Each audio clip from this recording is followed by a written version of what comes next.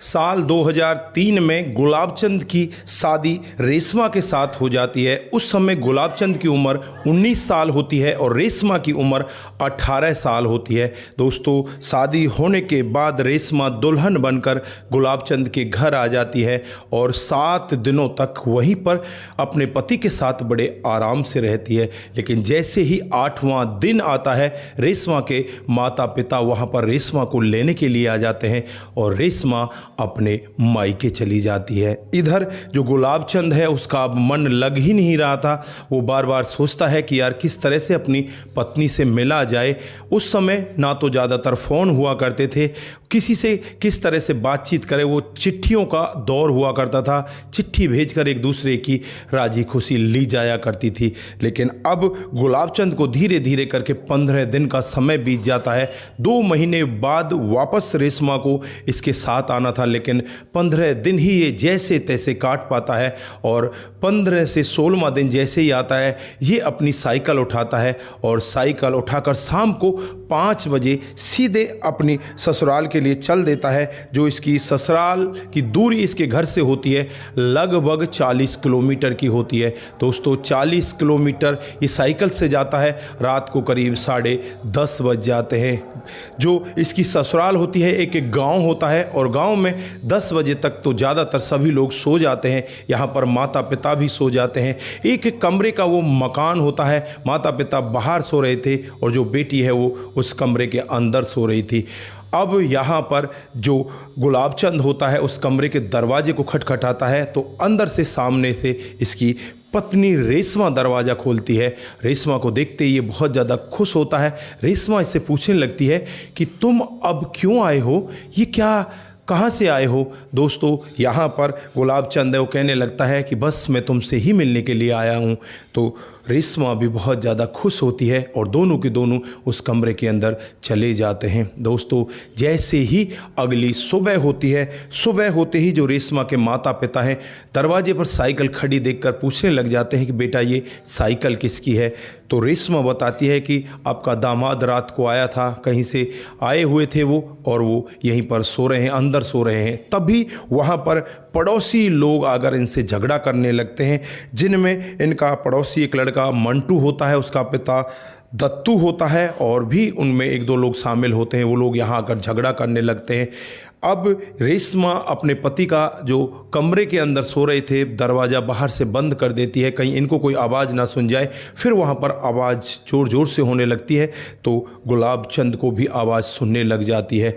बाहर ये लोग यही कह रहे थे कि आज हम बताएंगे कि तुम कैसे हो और तुम्हारे साथ में होना क्या चाहिए। पहले तो तुम्हारे साथ में कुछ नहीं हुआ, लेकिन आज सब लोगों के सामने तुम्हारे साथ गलत होगा। दोस्तों, फिर रेशमा घर के अंदर जाती है, गुलाबचंद दरवाज़ा खुलवा लेता है। फिर गुलाबचंद बाहर आता है। अब गुलाबचंद को देखते ही ये लोग बुरा भला कहने लगते हैं। कहते हैं कि हमने तुमसे पहले ही इसके साथ वो सब कर लिया जो तुम अब करने जा रहे हो। गुलाबचंद को बहुत बुरा लगता है और फिर उससे ये भी कहा जाता है कि अब तो तुम्हारी आंखों के सामने ही इसके साथ में ऐसा कर्म किया जाएगा। दोस्तों, गुलाबचंद यहाँ पर उनको बुरा भला भी कहने लगता है, लेकिन फिर यहाँ पर बीच बचाव हो जाता है और ये लोग अपने अपने घर चले जाते हैं। गुलाबचंद भी खाना पीना खाकर फिर रात को कमरे के अंदर सो जाता है और जैसे ही अगली सुबह होती है तो गांव के अंदर चिल्ला चोट होने लगती है, क्योंकि गांव में 2 लोगों की मौत हो चुकी थी। उसमें एक मंटू और दूसरा उसका पिता दंतू। दोनों की दोनों को बड़ी ही बेरहमी के साथ किसी ने कुल्हाड़ी से काट कर फेंक दिया था। अब लोगों का शक यहाँ पर इस गुलाबचंद के ऊपर जाने लगता है। पुलिस को बुलाया जाता है। पुलिस मौके पर पहुँच जाती है और फिर गुलाबचंद को गिरफ्तार कर लिया जाता है। गिरफ्तार करने के बाद जब उससे पूछताछ की जाती है तो अपना जुर्म कबूल कर लेता है। उन्होंने बहुत ही बुरी मेरे को धमकी दी थी कि मेरी पत्नी के साथ ये मेरी आंखों के सामने गलत करने वाले हैं। तो पुलिस कहती है कि तुम्हें हमारा सहारा लेना चाहिए था। तो वो कहता है कि नहीं नहीं, मुझे अब किसी के सहारे की ज़रूरत नहीं है। मैंने जो किया वो बिल्कुल उचित है। उसके बाद अब यहाँ पर पूरा हंगामा हो जाता है और इस गुलाबचंद को पुलिस पकड़ लेती है। पकड़कर उसे जेल के अंदर बंद कर दिया जाता है, तमाम धाराएं उसके खिलाफ लगा दी जाती हैं और फिर यहाँ पर इसे सज़ा हो जाती है। 20 साल की इसे सज़ा सुनाई जाती है। फिर उसके बाद ये और दूसरे कोर्ट में भी जाता है, लेकिन वहाँ पर भी इसकी सज़ा को बरकरार रखा जाता है और बरकरार रखते हुए जो इलाहाबाद की नैनी सेंट्रल जेल है उसमें इसे बंद कर दिया जाता है। वहीं पर ये बंद रहने लगता है।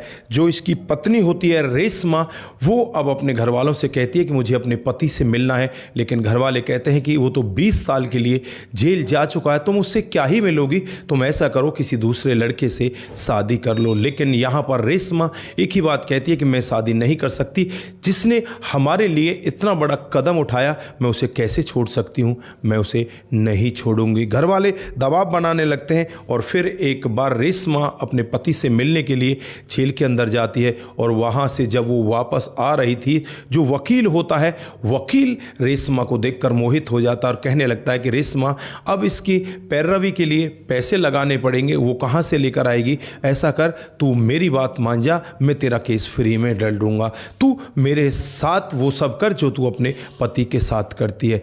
रेशमा को ये सभी बातें मंजूर नहीं होती और उसके बाद रेशमा अपने घर पहुंच जाती है। वहां जाकर रोने लग जाती है, अपने माता पिता को भी वाक्य बताती है, लेकिन माता पिता भी उसकी कोई बात सुनने के लिए राजी नहीं थे। वो लोग तो यही कह रहे थे कि तू दूसरी शादी कर ले। दोस्तों, इधर जब ये गुलाबचंद जेल में होता है, ना तो इसका कोई भाई इससे मिलने के लिए जाता, ना ही इसका कोई और परिवार का कोई सदस्य इससे मिलने के लिए जाता, क्योंकि इसके परिवार में सगा तो इसका ना तो भाई होता है, ना ही इसका पिता माता कोई भी नहीं होता, अड़ोसी पड़ोसी होते हैं। और अड़ोसी पड़ोसी कौन किसका होता है ये तो आप सब भली भांति जानते हैं। दोस्तों, यहाँ पर इसकी एक बहन होती है सगी, जिसका नाम शारदा होता है। वो कभी कभार अपने भाई से मिलने के लिए जाया करती, लेकिन उसका पति भी इतना ज़्यादा खराब होता है, वो बार बार अपनी पत्नी को यही कहता कि तू उससे मिलने मत जाया कर, वो किसी और को भी मार देगा, हमारे ऊपर भी ये इतना बड़ा जुर्म आ जाएगा। लेकिन बहन मानती नहीं। बहन अपने भाई से साल में 6 महीने में एक आधी बार मिलकर आया करती। दोस्तों, धीरे धीरे करके साल 2003 से साल 2024 आ जाता है और किसी को कानों कान खबर नहीं होती कि गुलाबचंद अब छूटकर अपने घर आ रहा, उसकी सज़ा पूरी हो चुकी है। लेकिन बहन शारदा को पता होता है और बहन शारदा दरवाजे पर खड़ी होती है अपने भाई को लेने के लिए। शाम को करीब 7:30 बजे का वक्त होगा जब उसे जेल से छोड़ा गया था। दोस्तों, अब यहाँ पर बहन और भाई एक दूसरे को देखते हैं तो एक दूसरे के गले लिपट कर रोने लग जाते हैं। बहन भाई से कहने लगती है कि भाई चलो अब हमारे साथ चलो, लेकिन भाई कहता है कि मैं तो रेशमा से मिलना चाहता हूँ, रेशमा कहाँ है। वो कहती है कि भाई मुझे रेशमा के बारे में कुछ भी नहीं पता, तू मेरे साथ मेरे घर चल।